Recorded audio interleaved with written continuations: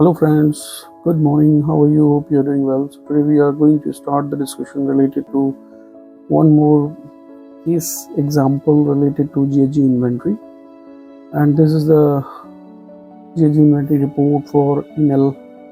Okay, and this is for 2023, and basically the report is about quantification and reporting of greenhouse gas emissions in accordance with GHG protocol. Okay, so this example can be helpful for all the ESG and sustainability learners and students. They can learn how to do inventory, okay, for different scopes of emissions, scope 1, 2, 3. So let us start our discussion. Okay, yeah.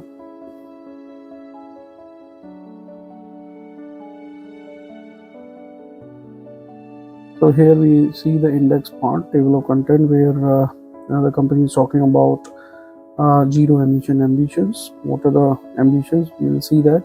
And then inventory report, where we cover introduction, organizational and operational boundaries, similarly like what we have seen in other examples. Baseline year and recalculations, calculation methodology and process, very important, and uncertainty assessment also. Then in the third part, we see the scope 1, 2, 3 emissions and the intensity matrices actually for 2023 GHG inventory actually for emissions. And in the annexes part, we will see the inventory statements and restated baseline inventory statement for 2022. Okay, and this is basically the verification statement from the third party called DNE. Okay, so the assurance part for the report and the list of the companies within the scope of the inventory. So that is covered in page number 21. We'll see one by one. Now, first of all, we want to see that the first part, this is about zero emissions of the company. What the company is writing here, you see, the students, very important for you, how the company is, leading the fight against climate change. What is the commitment towards total decarbonization, and also how direct or indirect gas emissions can be eliminated, and moving towards sustainable electrification powered by renewable energy. And also it contributes to limit the increase of global temperature 1.5 degrees centigrade with respect to the pre-industrial era. Now, what is the aim to reach zero emission by 2040? So this is the target here, and much earlier, much more ambitious than global net zero for goal set for 2050. Okay, also decarbonization roadmap is built already. So you see there is one or more important documents you will see in the report highlighted here. Decarbonization roadmap is built upon 4 different targets, okay, which will cover direct and indirect emissions across the value chain, validated by SBTi. Okay, very important, and again in accordance with the 1.5 degree centigrade pathway. Then GHG reduction target validated by SBTi in accordance with 1.5 degree pathway. So you see here is a very important diagram which you can learn. Again, 2026 targets, 2030 and 2040 targets are there. First one for power generation, then integrated power, then gas retail, and additional emissions for scope 1 to 3. Okay, so this is scope 1 of the company. You see 66% cut versus 2017. Okay, and in 2030 minus 80%. So that's the target for that. Then integrated power supply, scope 1 plus 3, then you see minus 59 and minus 78% cuts. Okay, again similarly for gas retail, scope 3 basically, and this is target for 26 minus 21%, and for 2030 minus 55%. And for additional emissions, like you see minus 55% here, right? So this is the net zero plan or the targets for the company actually. So zero emissions without carbon removal by 2040. Okay, very important statement here. Mid and long-term targets validated by SBTi in December 2022, according to net zero's standard and aligned with 1.5 degree pathway. Then the 3 main GHG reduction targets basically covering power generation, power sales, gas sales activities, seek to mitigate 100% related GHG emission from. This is very important to understand the baseline year. Baseline year, this is 2017, and such ambitions will be reached by promoting energy generation. So see from where they want to promote renewable sources, completing the phase out of fossil fuels, and digitizing and upgrading the power grid, and accelerating sustainable electrification. So these were the targets which we have seen in the diagram over 26. Okay, you can see that 27 and 2030, which we have seen in the diagram of by 2040 also. Okay, so GHG targets will consent a reduction of nearly 99% of total GHG emissions of the group compared to baseline year of 2017, and beyond the overall 90% threshold expected by global standards. Also, very important, reaching a complete decarbonization across value chain, for example, for which several exogenous factors shall be overcome, short to medium term, including new carbon free solutions in the supply chain at larger scale, very important. So focusing on supply chain also. Yeah, in case a marginal volume of residual emission remain by 2040, expected to see below in the diagram also, we have seen 2.5 million tons carbon dioxide equivalent, and mostly related to indirect emissions like scope 2 and 3 that will be neutralized through. So it is written here very well, the carbon removal also they are focusing actually. Going forward, inventory report. So in the introduction side, we see the focus of the company to ensure the increased transparency and accountability for this particular reporting system for the GHG inventories, and also progressing towards reduction of greenhouse gas emissions across entire value chain. So the group is disclosing the GHG emission inventory from its business activities, including the generation, distribution of electricity, and sale of electricity and gas to the end customers every year. This is very important. The public report, this is a public report, public domain, it's available, and is carried out in accordance with the International Greenhouse Gas Protocol published by WBCSD and WRI, okay, with the GRI standard also, and has been made public as part of the Enel sustainability report, and which constitutes consolidation non-financial declarations as well. So this is very important, students and learners, to understand what is the report about and how the report was prepared actually, and which standards were followed. Organizational and operational boundaries. You see, organizational boundaries, definitely we say direct and indirect greenhouse gas emissions. This report is covering for following activities like power generation, power distribution, market, and real estate.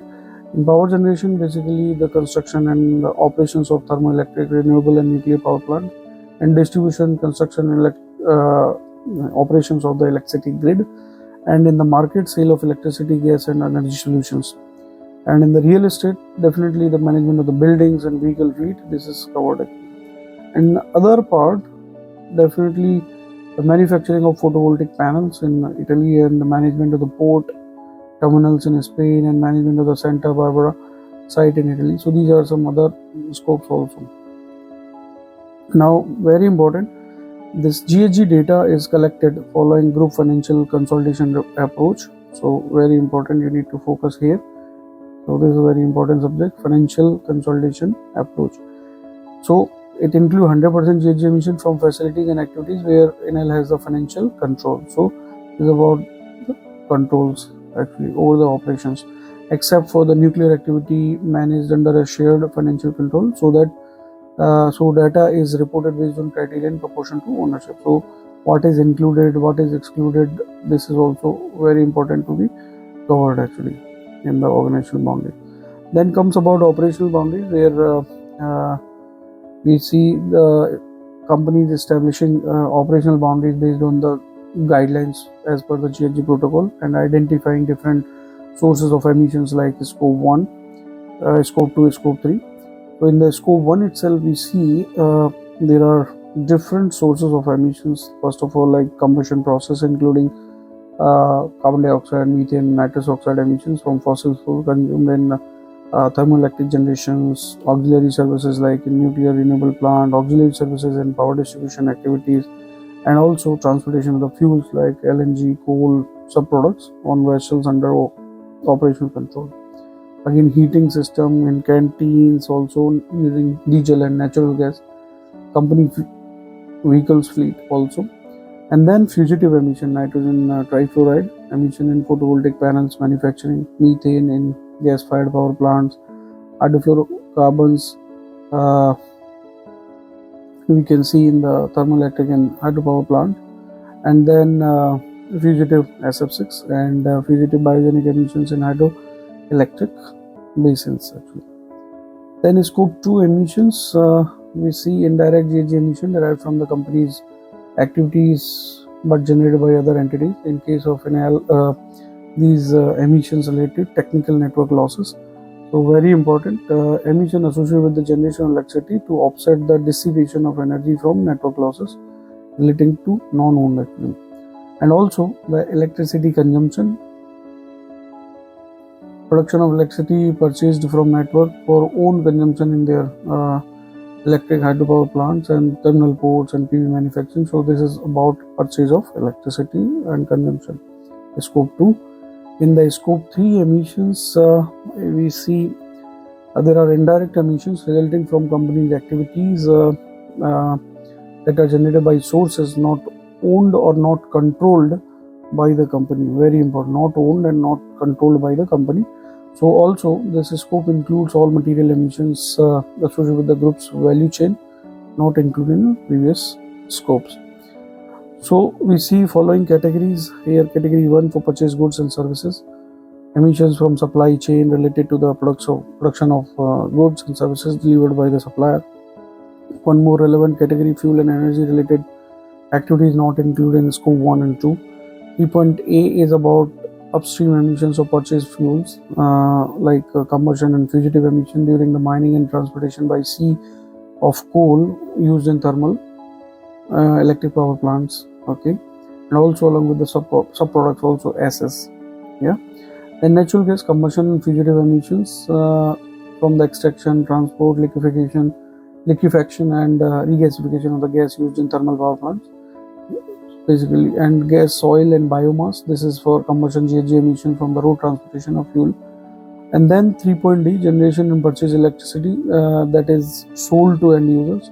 So GHG emission for the generation of electricity purchased and sold to end customer in the power retail market. So it's not direct emission, so it's indirect emission basically.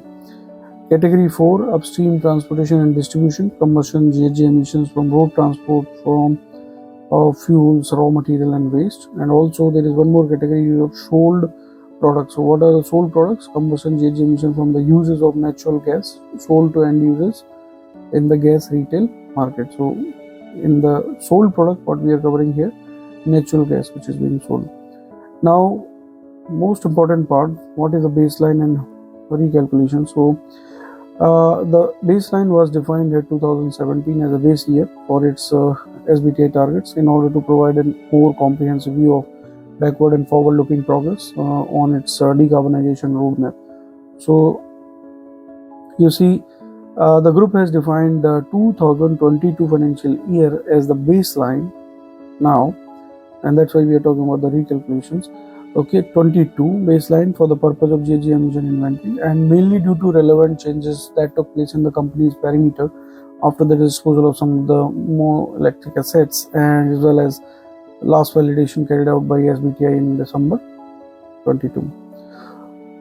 Okay, so this is the change. You need to focus on this, what is happening in terms of baseline year. Okay, and the following changes have taken place that acquire recalculation of 22 baseline. So what were the changes in the perimeter? So these are the company operations changes. Okay, the controls are changing, so that's why you can go through the details related to that. Okay, now what is the methodology changes also implemented in 23 with impact on baseline? So for the calculation of scope 2 and scope 3 categories, specifically 3.D generation of purchased electricity that is sold to end users, the country emissions factor of the power system were updated, okay, both on we can say location and market based models or approaches. So the company is now relying on data from national authorities for its core countries. The names are available for the countries, okay, and it will continue to use data from third-party providers for in all other countries also. So for the calculation of scope 2 emissions related to electricity consumption and power distribution, also it has been decided to consider such emissions as part of calculation of scope 2 emissions from technical work losses, okay. And again, some focus on scope 3 category 1 purchase on primary data method calculation on specific works have been updated. So there are certain updates, okay, and also for scope 3 category 11 there is a change, methodology change. This has updated the calculation methodology to align calorific values considering natural gas volume sold to end user and customers with corresponding IPCC factor. This is also very important term, okay, yeah. So as a result, 22 restated baseline is following. So this is the original and restated baseline, total location based emissions and market based emissions, and we see scope 1, again scope 2 location and market based, okay, and scope 3 emissions. So this is the summary of the total emissions. Now restated 22 figures disclosed in 23 sustainability report. This is very important, so the information is available from this baseline as the only restatement considered in 23 sustainability report concerns the methodological changes, okay. Also the changes or restatement due to perimeter changes also was not implemented in accordance with the guidelines of the group of disclosure non-financial information sustainability report. The next is calculation methodology, very important guys, and this is always people have confusions. So let us see what examples are there, how they have done the calculation part, what methodology have adopted. So you can learn a lot from this actually. So the company has internal policy in place for defining and methods of GHG emission calculations. So there is an internal policy, very important document, and this is setting out the common framework for data collection, analysis of GHG data, performance, considering internal, external purposes for both groups and stakeholders possible benefits actually. And this procedure itself collecting, harmonizing definitions, methods internally adopted based on international standards and GHG terms basically. So describing all the business processes aim to measure various GHG related aspects. Now this data of GHG and primary operation data are collected through, this is very important, from where the data is coming, environmental database, okay, of the company on annual basis, except for specific GHG data in the which the frequency is greater actually. The data is collected by technology and geography directly from the different organizational level or the country level depending upon the source, and undergo internal formal controls or checks and consistent assessments and subsequent validation by the, so there is a set process, okay. So this is defined already in the policy actually. Now the company has launched one action plan also to strengthen the accountability process for GHG data, and among the priorities we seek to review and upgrade the calculation methodology, enhancing existing processes, increasing alignment with the disclosure standards, and also upgrading existing digital systems. So they have digital platform to collect the data also. And the group has already implemented some methodology changes like baseline and recalculation. So this we have already discussed. Then now this is very important for different scopes. What are the methodology calculation methods utilized? We see. So for GHG emissions for scope 1, carbon dioxide, methane and nitrous oxide from the combustion of fossil fuels, fuels for thermoelectric generation activity including CCGT and oil and gas and coal thermal plants and biomass. So the method is in the GHG direct emissions which are being calculated for each combustion unit and fuel type at thermal power plant based on the fuel consumption and corresponding fuel specific, very important, IPCC based GHG emission factors. Okay, and CO2 emissions from thermoelectric generation operated within EU are subject to yearly certifications by external certifiers. Okay, also as per European Mechanism for Emission Trading System, so ETS. Then emissions from thermoelectric generation operated in Chile are subject to yearly certification by environmental authority. Yeah.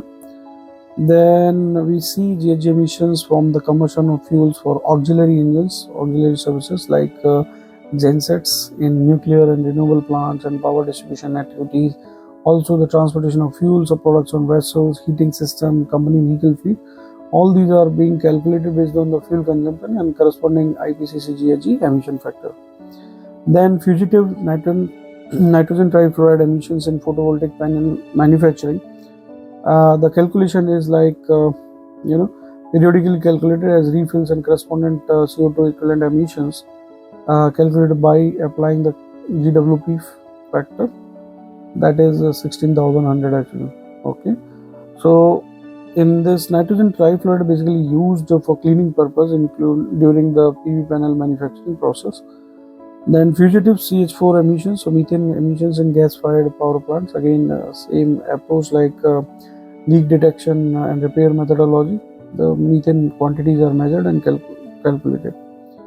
Then fugitive HFC emissions in thermoelectric hydropower plants, like in air conditioning unit, refrigerants leakage, are periodically calculated. Equipment breakdown and consequent replacement reported to the commercial name, the gas and correspondent, calculated by GWP values actually. So for SF6 also GWP is given 23,500. Okay, and again this is being used in electric equipments due to its insulation capacities. Okay, or we can see here distribution network are periodically calculated with two components: SF6 equipment refill and equipment breakdowns. Yeah, and the GWP value is given for that. Then fugitive biogenic emissions of methane in hydropower plant basin. So these biogenic methane from hydroelectric power plant basin are consequent to decomposition process of flood organic material, algal material. So very important, from organic material and algal material. So how to calculate this? Again using IPCC method and considering the basin climate zone in their location. Then scope 2 GHG emission associated with the electricity consumption, again based on location and market based model. So the total amount of energy consumed for different assets at country level, applying corresponding country emission factors for electricity system and following the criteria.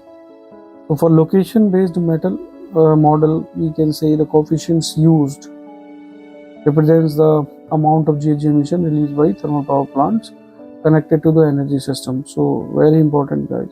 Okay, the factors are collected from the national authorities. So this is very clearly written here. So important. Then market based model, we see volume of consumed energy bundled with renewable energy attributes like origin certificates or RECs or similar is considered as zero emission, while a residual emission factor is applied to remaining amount of energy. So this residual factor excludes the amount of energy fed into electricity system that is bundled with renewable attributes actually. So what we do, data is collected from national attribute authorities, so for core countries, and from reliable third party database for non-core countries. So we will see during the calculation side. And location based factors are used in countries with no REC mechanism actually, renewable energy certificate mechanism managed by local governments actually. So this is also clear. Now GHG emission associated with the technical network losses. So this is being calculated on the amount of energy fed into the grid, and that exceeds share produced by the group in each country. And this approach avoids any potential double counting with the GHG emission already included in scope 1. Ultimately, corresponding network losses ratio and country emission factors are applied. Then starting for scope 3, First category is products and services, where focusing on the emissions from the supply chain related to the production of the goods and services purchased from suppliers. These are being calculated according to the approach which is given here, like data from supplier to environmental product declaration or ISO CFP 14067 certifications. Okay. Also LCA methodology, life cycle assessment methodology, 65% of total supply. Other supplies from average emissions of economic sector to which they belong, and also works like sustainable construction, site data for wind and solar power plant, services from average emissions of their corresponding economic sector actually. Then category 3, fuels and energy related activities which are not included in the scope 1 and 2. Basically indirect emissions from upstream coal, upstream gas, upstream fuel, oil and biomass, and upstream electricity. So for upstream coal, definitely there are certain mining activities related to coal consumed, okay, relying on standard factor and assumptions. Indirect emissions from coal transported by sea also considered and calculated using estimated volume of the fuel consumed by third party vessels actually. Then upstream gas, they cover the entire value chain from extraction to delivery using secondary data for specific phases, and also covering carbon dioxide, methane and nitrous oxide for both methane for both combustion and leakage. And the calculation include indirect emissions from the gas volume consumed in power plants and sold in retail market end users. Again, upstream fuel oil and biomass, they are calculated based on the volume transported by the road using secondary data and standard factors and assumptions also. Upstream electricity, the emissions from energy purchased to other producers and resold to end customers are calculated using we can say resold to end customers are calculated assuming that integrated position of group at country level. Okay, so the amount of energy is estimated as the difference between energy sales and own productions. Okay, and own productions, considering also the additional amount of energy required to cover related technical grid losses also. This is very important. Ultimately applying the same country emission factors for scope 2 calculation. So here what we are focusing on the difference between energy sales and own production, and as well as the grid losses also. Then scope 4, upstream transportation and distribution, indirect emissions related to the fuel consumed for road transportation, other fuels, raw material and waste. Okay, and they are calculated based on the volume transportation by road, secondary data we are using for standard factors. 11 number category, use of sold products, where indirect emissions related to use of natural gas sold to customers in the gas retail market, and also calculation from amount of energy sold, implementing the corresponding emissions factors from IPCC actually. Then very important, uncertainty assessment for all the scopes we will see here. In the scope 1 case, 94.9% of scope 1 emissions related to the combustion of fossil fuels for electricity generation, while 83% are regulated by emission trading system or similar. So that uncertainty is assured by definitely local regulation certification schemes. But the greenhouse gas emissions for the generation of methane and nitrous oxides are calculated based on the fuel consumption uploaded in the group database on an annual basis and subject to internal control mechanism. The fuel volumes used in power plants are subject to meteorological checks also for billing purposes actually. But for other greenhouse gas emissions, values relate to fugitive emissions, and data is calculated using official sources like IPCC emission factors from AR5 and GWP of GHG protocols. In a scope 2 case, about uncertainty assessment, so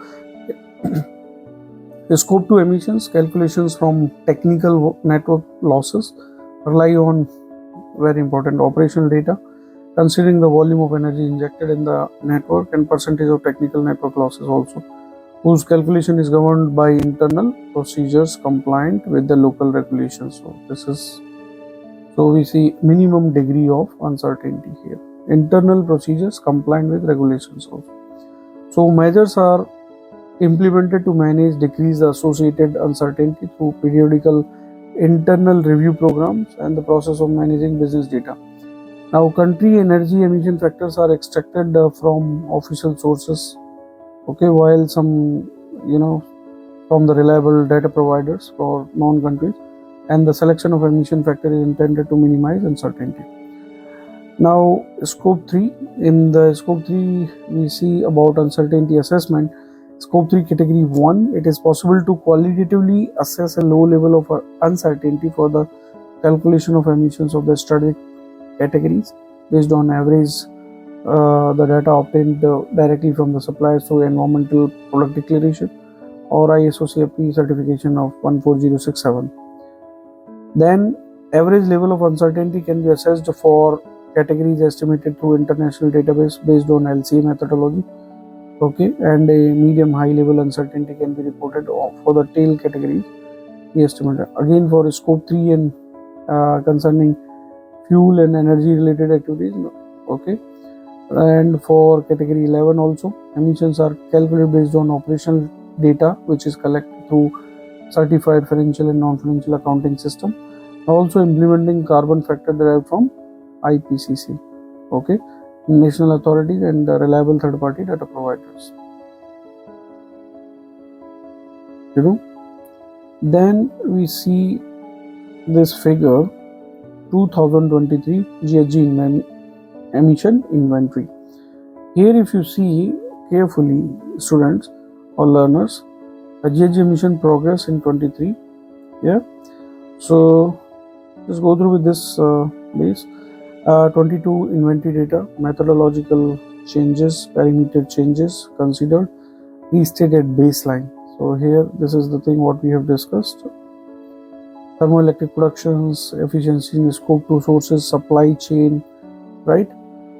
And energy purchase for sale, gas sales to end customers, direct sources, okay, and this is the 23 data actually.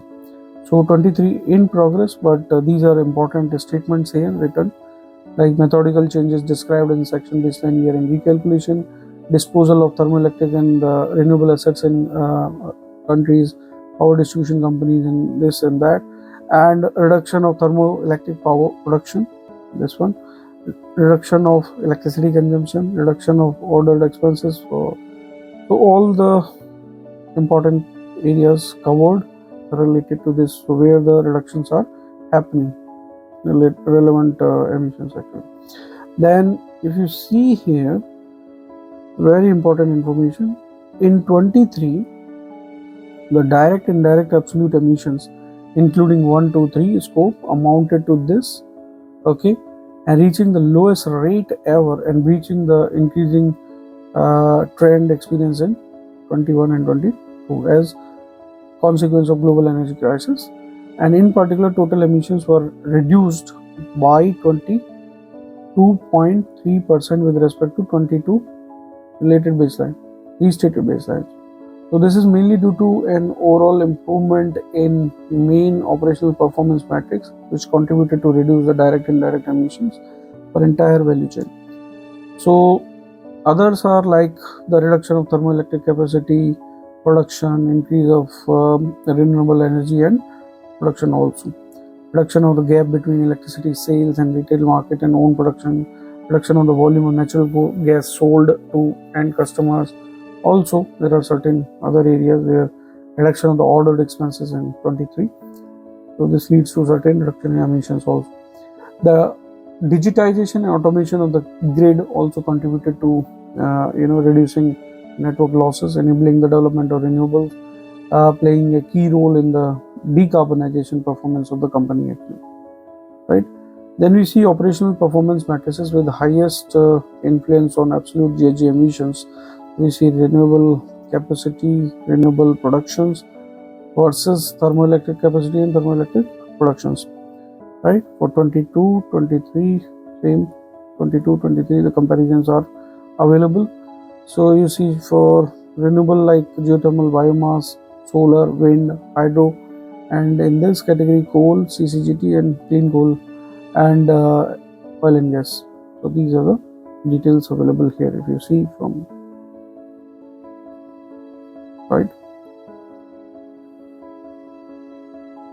So electricity sales versus own generation countries, with that data also available, right.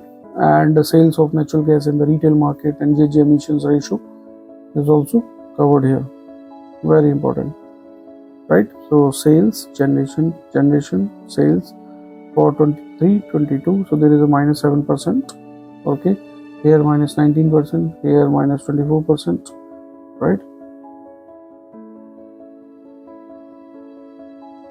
Okay, in the scope 1 emissions, so let's go through with this table in detail. Okay, GHG source description is given, then total CO2 emissions for 23 and 22, what is the percentage deviation, so you can see minus 29.8% in the emissions. So if we go in detail, then this is about fuel combustion, 23 data.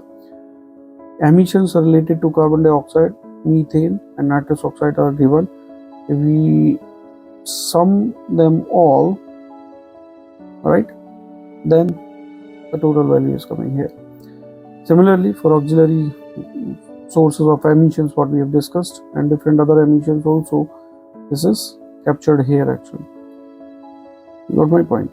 So you can see all the details are available, and the quantitative figures are available for different scopes of scope 1. Let us see first, and this is the total, right, and the deviation also we can see. Yeah. So in 23, scope 1 GHG emission amounted to this number, representing 36.6% of the total emissions, 36% of the total emissions, and entailing a significant reduction with respect to 22 data. Okay, and 22 restatement baseline, so 27%, 27.5% lower actually. So this is for gas, right, carbon dioxide. Yeah, we have seen there is a good number, good percentage reduction of emissions. So share of scope 1 GHG emissions related to the fuel combustion process for power generation amounted this and that. We have seen the detail in the table itself, so let's continue.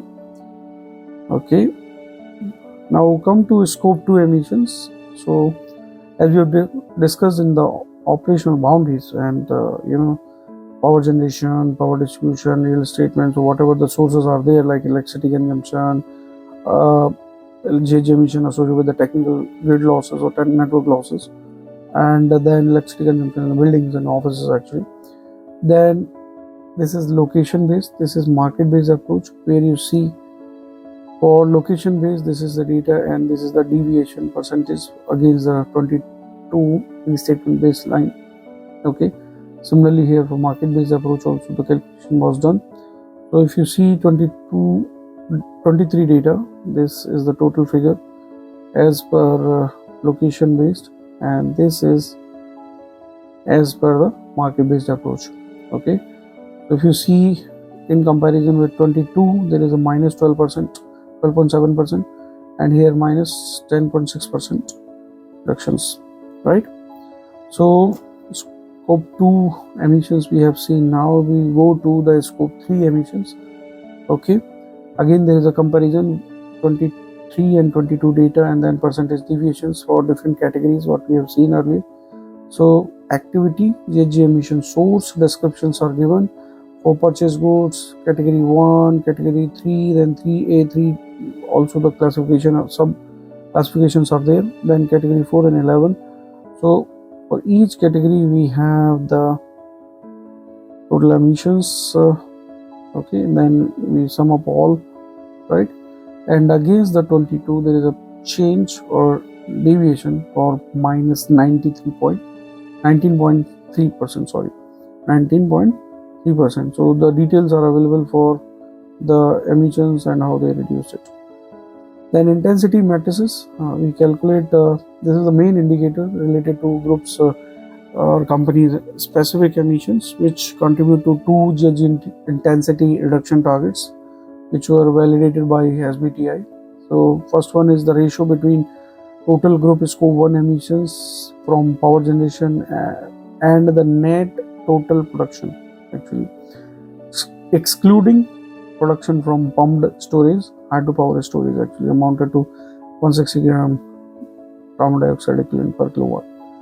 Then the next ratio between the combination of scope 1 emissions including carbon dioxide, methane and nitrous oxide measured, and group 3 emissions from the generation of purchased electricity.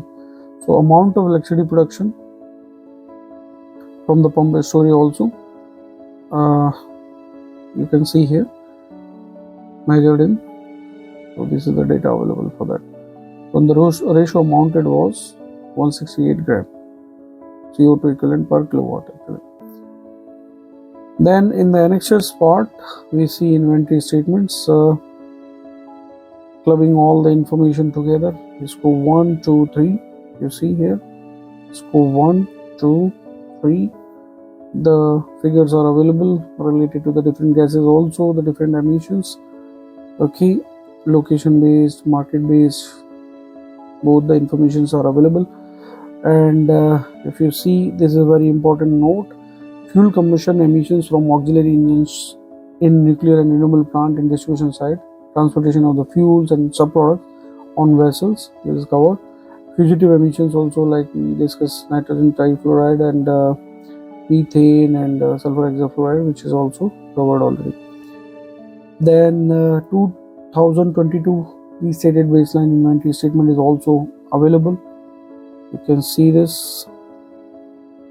Then very important, the verification statement from the external auditors or assurance providers, right? So DNV has done the assurance here. Now it is written very clearly that has been commissioned by management of company to carry out an independent verification. What about this? The details are there. GHG emission inventory related to the 23 calendar and also recalculation of the 22 baseline year. And then scope 1 emissions intensity related to power generation and scope 1, 3 emissions intensity related to integrated power matrix. This is the scope. So the company has sole responsibility for preparation of data and external report, and then the auditor in performing the assurance provider assurance work responsible for management of company. So assurance statement, however, represents the independent opinion and intended to inform all the stakeholders including the company. So this is the verified information. You see here, as per the assurance statement, scope 1, scope 2, scope 3 and biogenic emissions. So this data for 23 and 22. So the comparisons you can see here. Also the intensity matrix is also verified for 23. You can see this information. Then assurance opinion. So based on the statement itself, you can see the verification process conducted by company called DNV as explained in annexer. So we provide a reasonable assurance. So this is very important, learners or students, to understand what is reasonable assurance and limited assurance, or what is the difference between them.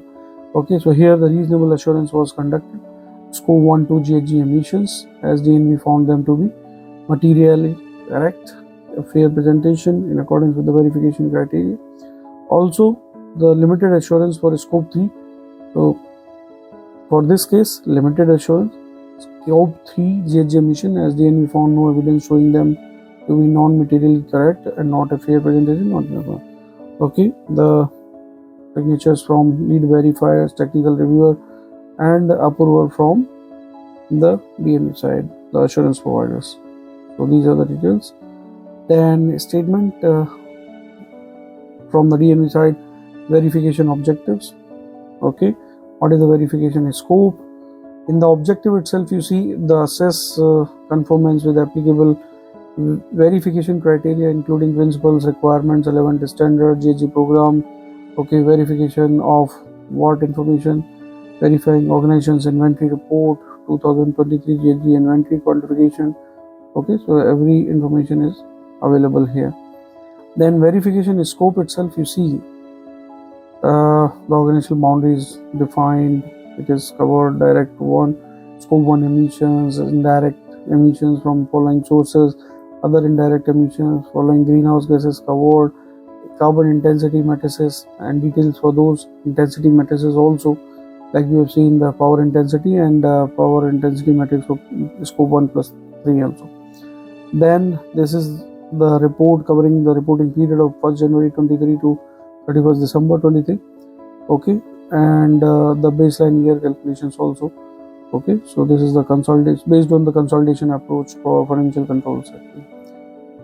And verification level of assurance, as we discussed earlier, reasonable for scope 1 and 2, and there is a limited assurance for scope 3 actually.